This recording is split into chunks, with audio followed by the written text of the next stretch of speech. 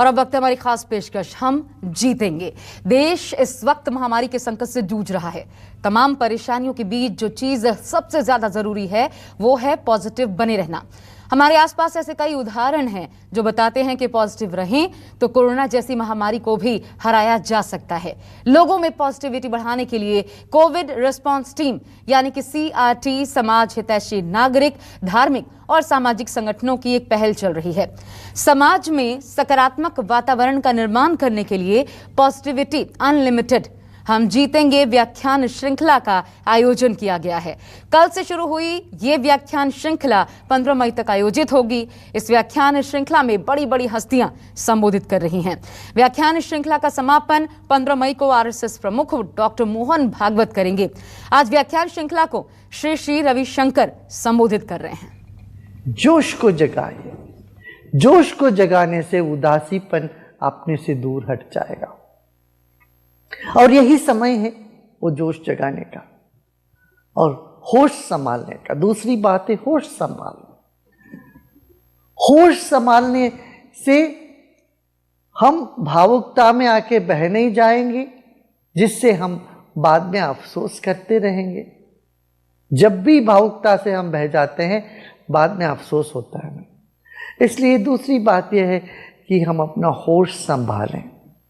अपना दुख तो बड़ा है ही, मगर जब हम दूसरों के साथ देखते हैं उनका दुख हमसे भी बड़ा है, तो इससे भी हम सेवा प्रवृत्ति में लगने का सहज ही प्रेरित हो जाएंगे। तो सबसे पहली बात क्या है? अपने भीतर का जोश जगाएं, धैर्य को बनाए रखें। जब हम धीरज रखते हैं, धैर्य रखते हैं, हम हिम्मत और लोगों में भरने के लिए काबिल होते हैं। जब हम खुद ही टूट जाते हैं, हम किसी के काम में नहीं आएंगे। ईश्वर ने दिया है धैर्य, यह समय है हम अपने भीतर का जोश को, धैर्य को जगाएं। ये सबसे पहली बात है। दूसरी बात क्या है? हम सबके भीतर करुणा है। जब सब पार्टियां हो रही है, जब सब बढ़िया है, मौज कर रहे हैं, उस वक्त करुणा की क्या आवश्यकता है? करुणा का कब आवश्यकता है?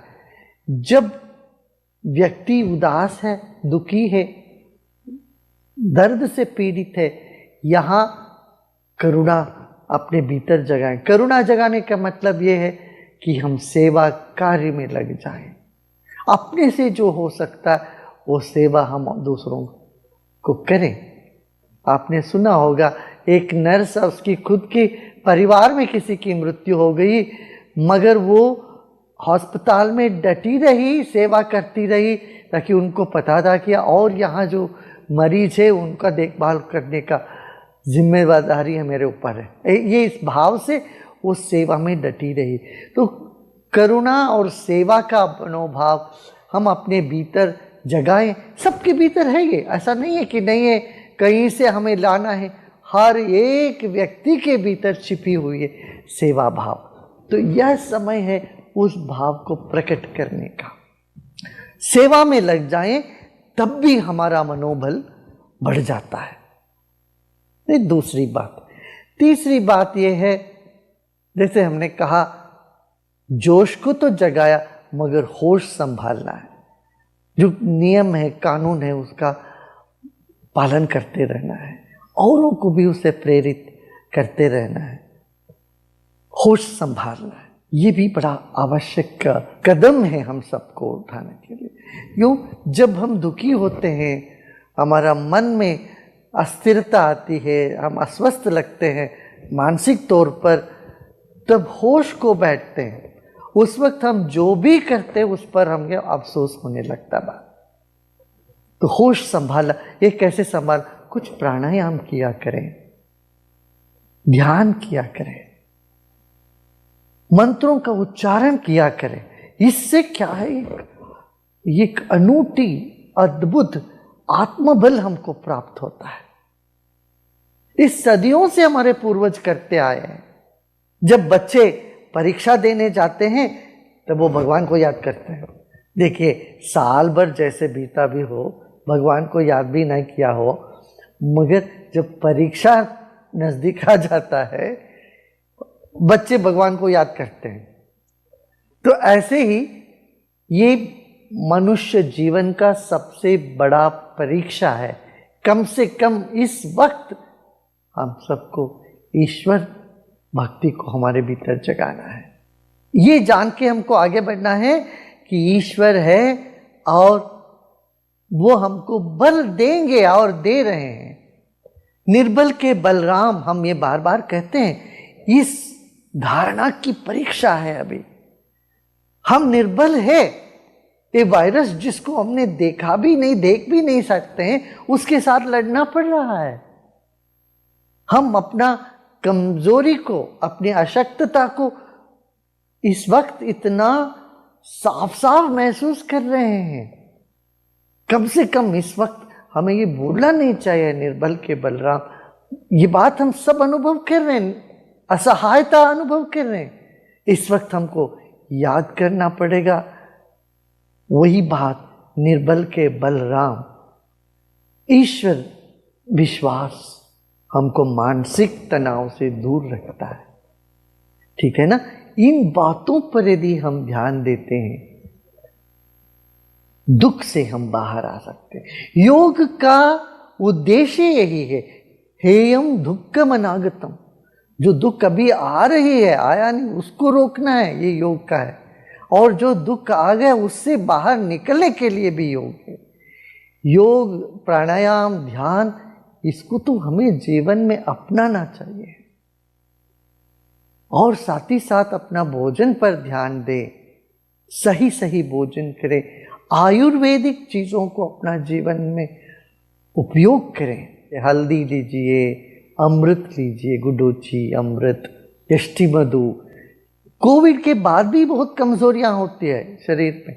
इस कमजोरी से बाहर आने के लिए भी हमें योग और आयुर्वेद का शरण में जाना पड़ेगा। जीवन में जितने भी कष्ट आए, उन सब कष्ट से बाहर निकालने के लिए ईश्वर विश्वास हमको बल देगा, आत्मबल को बढ़ाएगा। अंत में एक बात, दिन भर नकारात्मक बातें सुनो मत, देखो मत। आप टेलीविजन के जरिए, माध्यम के जरिए, लोगों के जरिए बात क्या होती है, एक ही बात होती है, क्या बीमारी बीमारी बीमारी। नहीं, इससे हट के कुछ सकारात्मक बात करें, पॉजिटिव बातें करें। बातों से बढ़ जाती है समस्या, जो भी है, और बातें करते रहने से उसी के बारे में बढ़ता ही, बट वो कम नहीं होने वाला है। इसलिए नकारात्मक मानसिकता और नकारात्मक बातों से हमें बचना चाहिए। जितना कम हो सके उतना कम करना चाहिए इन बातों। और जो वातावरण जो बोझिल लगता है उसको हल्का करने की हर व्यक्ति कोशिश करे। ये निश्चित है हम अवश्य इस संकट से बाहर आएंगे और विजेता बन के आएंगे। जब भी कोई ताकत हमको दबाने की चेष्टा करी, हम और बलवान होके उसे निखरते आए हैं। इस बात को हम याद रखें। हाँ, याद है ना। अभी जोश जगाइए, अपने भीतर का हिम्मत जुटाइए। करुणा का अभिव्यक्ति का यही समय है, अपने भीतर की करुणा को अभिव्यक्त करें। ईश्वर विश्वास को जगाए, योग साधना और आयुर्वेद पर ध्यान दें, अपने स्वास्थ्य का ध्यान दें, औरों का भी भला के लिए आप जो भी कर सकते वो करने में तत्पर हो जाएं। इतना करने से हमारी जो ये मानसिक नकारात्मक स्थिति बढ़ती जा रही है, इससे हम बच सकते हैं। ओम शांति, जय हिंद। तो हम जीतेंगे आप व्याख्यान का हिस्सा बने। श्री रवि शंकर जी को सुन रहे थे और ये 15 मई तक लगातार इसी प्रकार कार्यक्रम चलना है और लगातार आपका अपना चैनल न्यूज़ 24 इन व्याख्यानों को आपके सामने लेकर उपस्थित होता रहेगा। अब बढ़ते हैं आगे। बात पूरे देश में इस वक्त सांसों पर बहुत बड़ा जो संकट छाया हुआ है उसकी करते हैं, लेकिन उससे पहले आइए एक बार फिर सुनते हैं श्री रविशंकर जी को। व्यक्तित्व अजीम हाशिम प्रेम जी के विप्रो लिमिटेड के अध्यक्ष हैं। आपकी मंत्रों का उच्चारण किया करें। इससे क्या है, एक अनूठी, अद्भुत आत्मबल हमको प्राप्त होता है। इस सदियों से हमारे पूर्वज करते आए हैं। जब बच्चे परीक्षा देने जाते हैं तब वो भगवान को याद करते हैं। देखिए, साल भर जैसे बीता भी हो, भगवान को याद भी नहीं किया हो, मगर जब परीक्षा नजदीक आ जाता है बच्चे भगवान को याद करते हैं। तो ऐसे ही ये मनुष्य जीवन का सबसे बड़ा परीक्षा है। कम से कम इस वक्त हम सबको ईश्वर भक्ति को हमारे भीतर जगाना है। ये जान के हमको आगे बढ़ना है कि ईश्वर है और वो हमको बल देंगे और दे रहे हैं। निर्बल के बलराम, हम ये बार बार कहते हैं। इस धारणा की परीक्षा है। अभी हम निर्बल है। ये वायरस जिसको हमने देखा भी नहीं, देख भी नहीं सकते हैं, उसके साथ लड़ना पड़ रहा है। हम अपना कमजोरी को, अपनी अशक्तता को इस वक्त इतना साफ साफ महसूस कर रहे हैं। कम से कम इस वक्त हमें ये भूलना नहीं चाहिए, निर्बल के बलराम।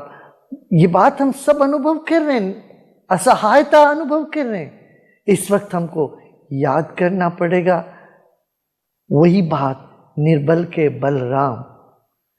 ईश्वर विश्वास हमको मानसिक तनाव से दूर रखता है। ठीक है ना?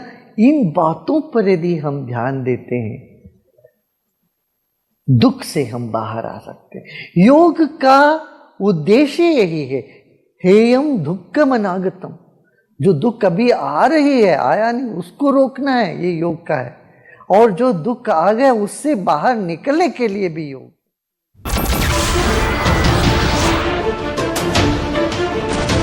नमस्कार, मैं हूं मानक गुप्ता।